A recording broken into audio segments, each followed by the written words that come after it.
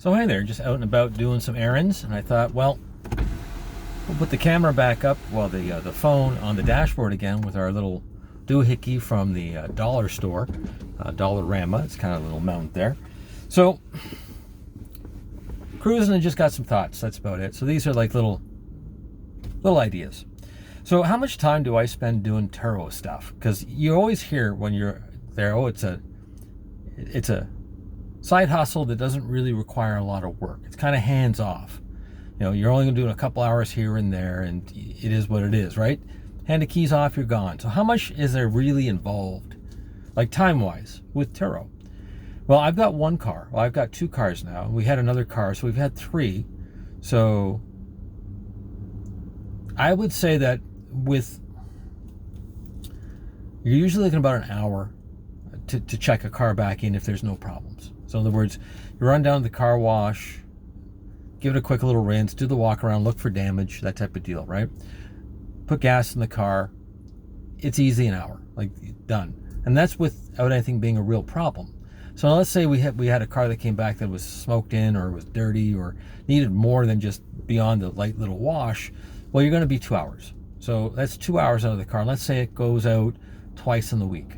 So that's 4 hours potentially of Turo time. Now, there's also time involved when we're talking about doing the administrative or doing the emails and the conversation back and forth with clients and chasing paperwork and printing and things along that line.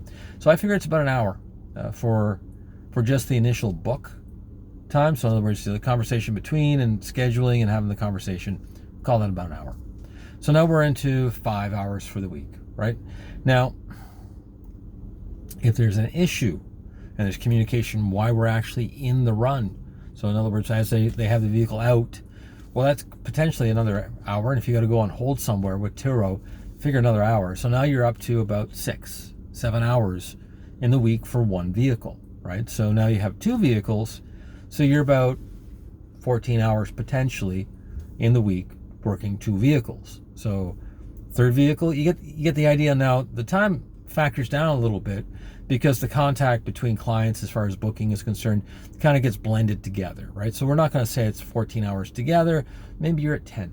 Maybe you manage to save a little bit of time going back and forth. So maybe you've efficient, you're good at what you do, you're at 10 hours, right? So that's 10 hours of the week for running two cars with one booking. So it's coming in, coming out. Now, if you do a daily, so let's think about this for a second. So I try and shoot for weekly bookings. So I try and go 5 days and beyond.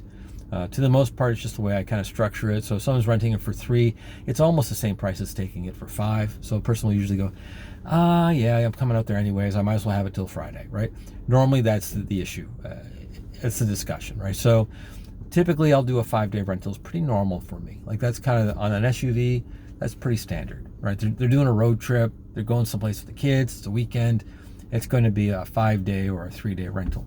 If I were in the GTA or I was in Kitchener-Waterloo and I was doing the grocery getter rental, in other words, it's like a daily, they take it out for 8 hours, bring it back.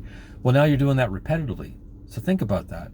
So you're running, because you got to clean, it's the same amount of work for a 1-week return as it is for a single day return, right? So now you've just added potentially 5 additional hours of runaround onto that 10, so now you're at 15, and that's without any problems. So you throw a couple little, twists and bends into that because you've got it out a little more. So it means you're going to run into another door ding, a scratch, and nick, having to clean the interior is probably more apt on renting it to 5 clients than it is to renting it to the 1. So that's where you kind of look at Turo. Is it really a huge time investment? It can be. So you have to ask yourself, can you afford to take essentially an 8-hour shift and apply it to Turo for the week? So can you? Because that's really the kind of dynamics of the time that's going to be spent. So it kind of gives you a reference point from that end of it, as far as that's concerned. Now, that's if there's no surprises. So now let's say we throw in someone bumps the bumper, or there's a dent in the door, or you need to get it serviced, or snow tires are a good example. You have to go put snow tires on. Well, that's all time. It's not just money, right? So you go, okay, well, you got to drop it off at the body shop. You got to deal with an insurance claim or collecting money off of a client. That's time. That's energy, right? So what does that add?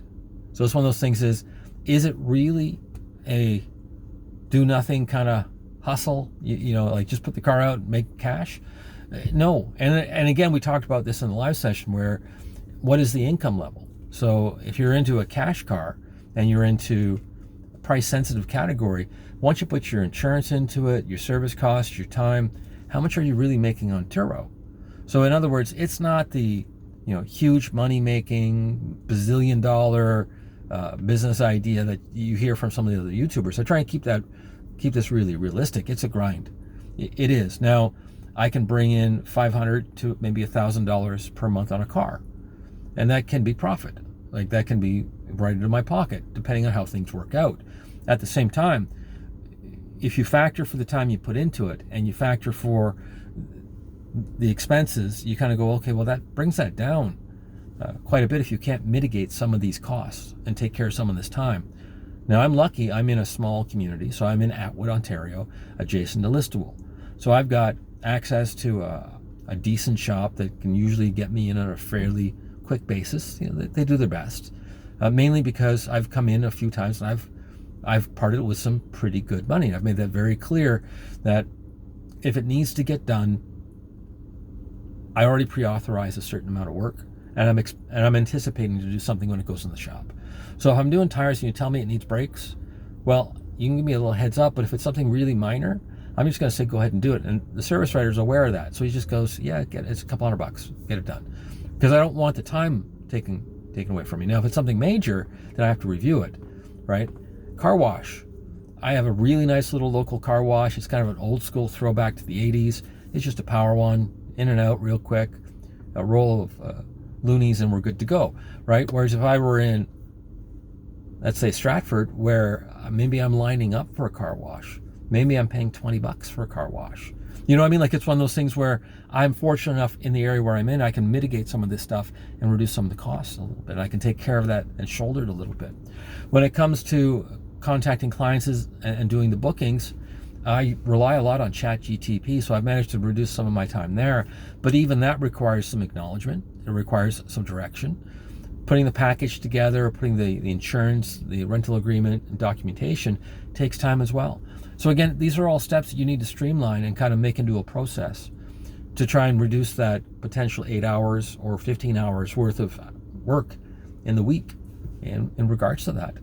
And how you market your car is key too. So if you're doing dailies, like if I were in Toronto, or if I were in, Stratford's a little closer for me, and we were doing daily rentals because someone was running a little food business doing deliveries, or someone was running, they're doing grocery shopping, they book it for a Wednesday to take advantage of the Wednesday pricing, right? Well, then I'm dealing with more transactions. More transactions don't necessarily mean more money, right? That's the thing with Turo. You have to kind of think, what is the activity involved in doing that booking? So if your business model is the daily rental, hats off to you. It's going to be a struggle. It's going to be a hands-on type of business for you. If you're doing the 2-week or 3-week rentals, which are kind of where I kind of tailor my discounts to and say, okay, this is where we'd like to be. That's my preference. Again, that's because it's my neighborhood. Like, that's kind of where people are and what they do. So your thoughts would be great. I do appreciate your feedback as far as how you're booking your time outside kind of the Turo. I work a full-time job, so it's always a struggle from that standpoint. I'm on a night shift, so it allows me during the day to have some flexibility when it comes to running a vehicle around. So it's lended to that very nicely.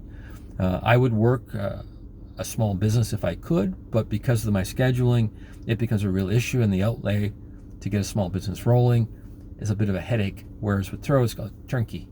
Car, boom, done. Booking, franchise, it's essentially just encompassing in everything. So it's good from that aspect, but it's not a huge gain financially. It is a nice addition, a little trickle, is what I like to call it. Now, you might be in rare exotics. Maybe you're doing better than I am, and maybe that's a different market I'm unaware of. But if you're out there in Turo land, I always appreciate your feedback and how your business model is working with them. Thumbs up is always wonderful. I appreciate that. Subscription is great. If you can subscribe, that would be wonderful too. The more people that subscribe, the more likely I'm going to get a proper camera and maybe a lapel mic so you can hear me better. So if I hit that 1,000 subscriber mark, we're at 400, I think, right now, which is great. Being in Southern Ontario, and this is a really small market, as far as this is really kind of a narrow road to be on. I'm really impressed by that. So I'm ecstatic. So I do appreciate the folks that are supporting it. It is great. But again, more is always better. So thank you very much. Have a pleasant and enjoyable day.